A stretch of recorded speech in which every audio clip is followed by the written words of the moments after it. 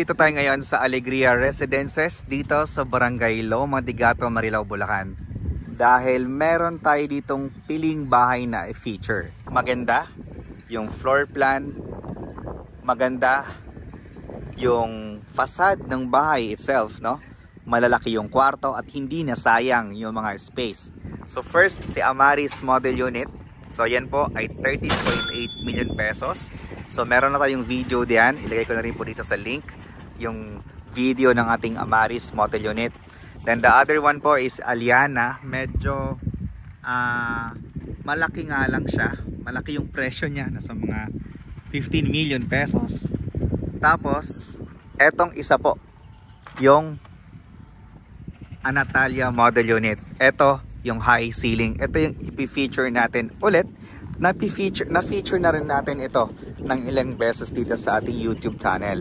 Pero ngayon, i-feature natin ulit ito dahil meron tayong reopen, no, na lote.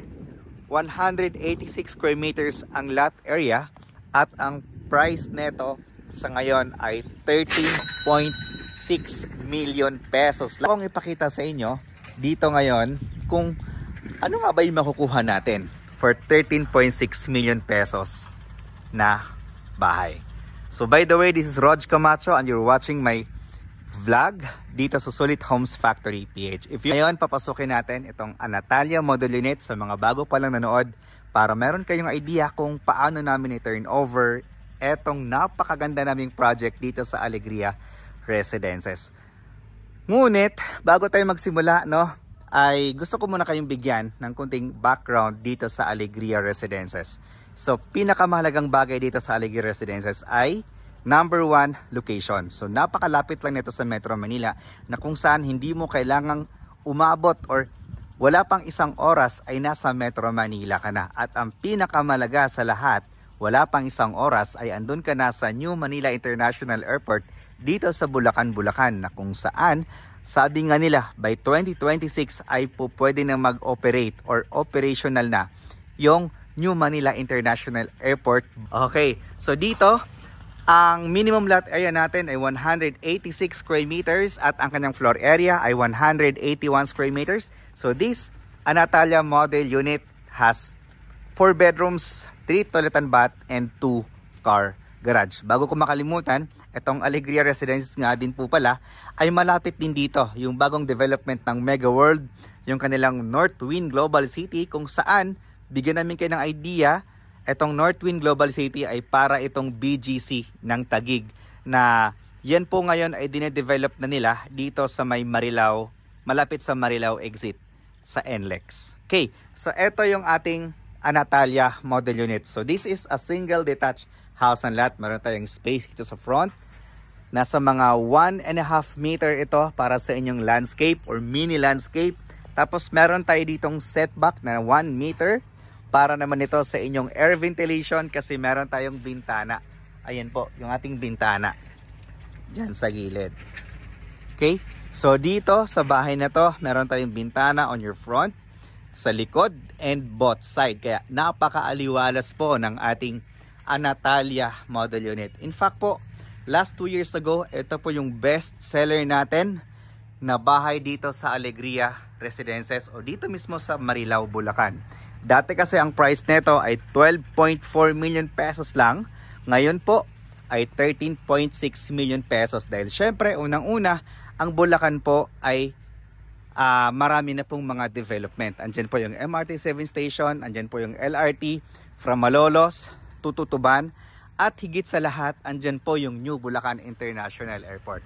So dito sa likuran natin ay meron tayong space na sa mga 2 to 3 meters po ito para sa inyong service area, laundry area, or dirty kitchen. Tapos ito naman yung ating lanay. Mamaya pasukin natin. Welcome to Anatalia Model Unit. Ayun, no? High ceiling. Ayan. O, diba? Ang lakas yayamanin. Tapos ito yung ating living area.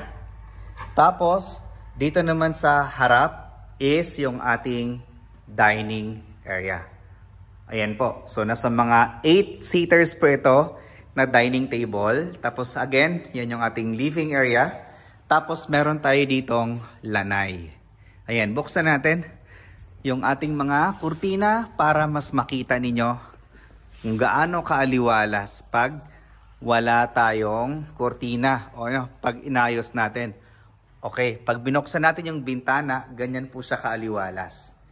Maliwanag kasi nga po marami tayong mga bintana. So may tayong bintana dyan, may tayong lanay dito, bintana dyan. Ganun po kaaliwalas yung ating Antalya Model Unit. O, di ba?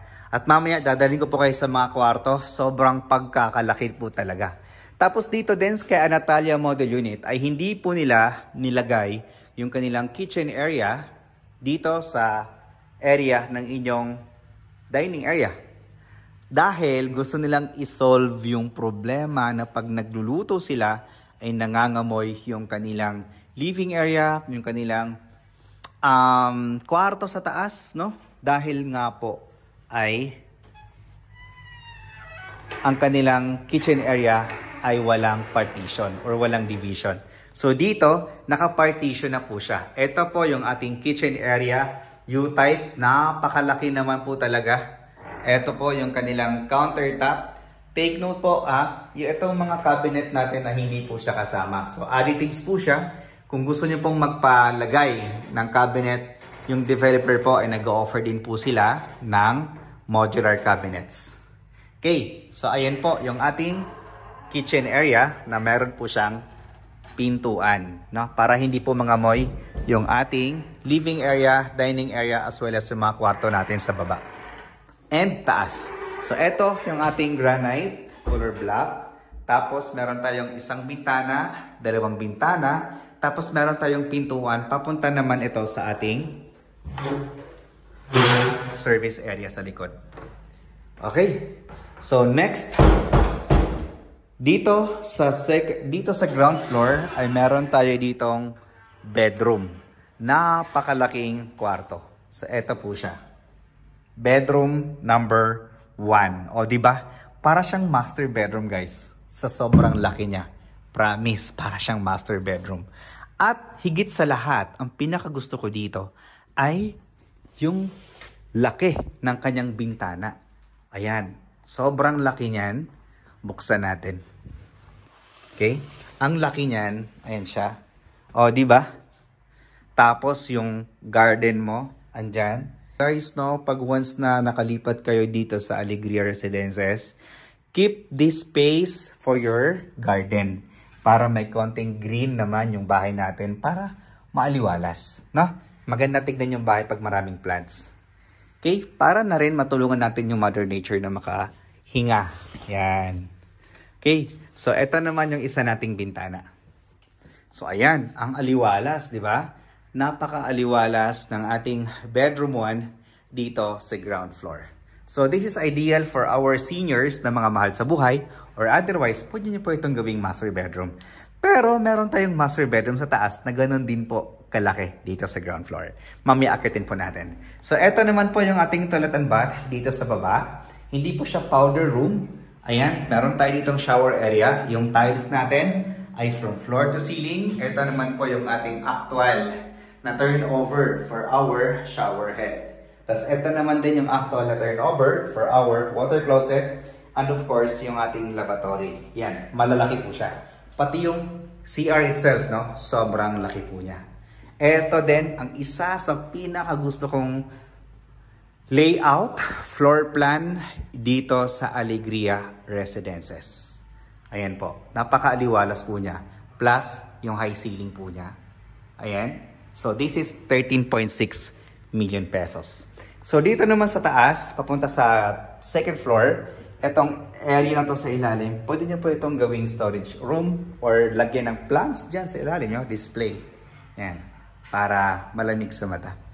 Next, yung stairs natin, wala tayong ginamit yan na kahoy para walang aanayin. Lahat po yan ay bakal, buhos, at itong steps natin ay hardy flex po.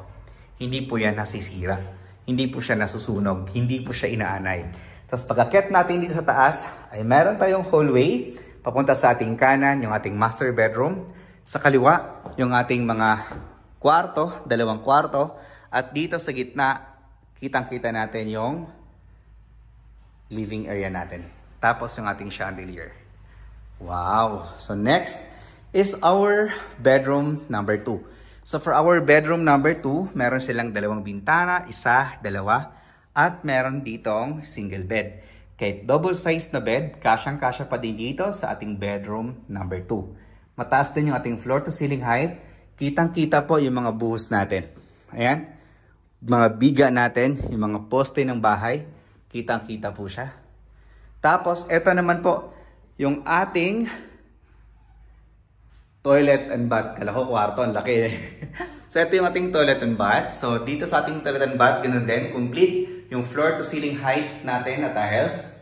Tapos, meron tayong shower area, yung ating water closet, and of course, yung ating lavatory.